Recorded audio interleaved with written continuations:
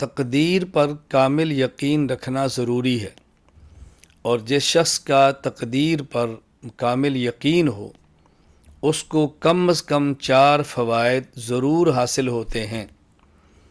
فائدہ نمبر 1، وہ اپنے کاموں کے لیے جائز اسباب اختیار کرتا ہے اور ناجائز اسباب سے بچتا ہے، کیونکہ اس کو یقین ہے جو میرے مقدر میں ہے مجھے ملنا ہے، جو میرے مقدر میں نہیں وہ نہیں ملنا، تو جائز اسباب اختیار کرے گا اور ناجائز اسباب سے بچے گا۔ نمبر 2، جو شخص تقدیر پر کامل یقین رکھتا ہے وہ اسباب جمع تو کرتا ہے، اسباب اختیار تو کرتا ہے، مگر اپنے اسباب پر بھروسہ اور اعتماد نہیں کرتا، اعتماد صرف اللہ کی ذات پر کرتا ہے۔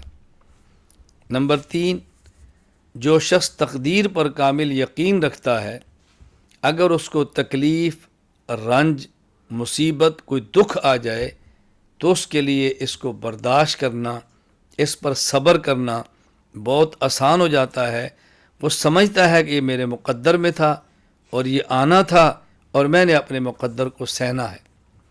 نمبر 4، جو شخص تقدیر پر کامل یقین رکھتا ہے یہ اپنی خداداد خوبی اور اپنی خداداد صلاحیت پر ناز نہیں کرتا، فخر نہیں کرتا، تکبر نہیں کرتا، خود کو بڑا نہیں سمجھتا۔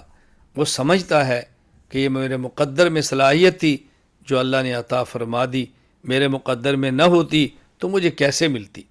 اللہ تعالی ہمیں تقدیر پر کامل اور مکمل یقین عطا فرمائے۔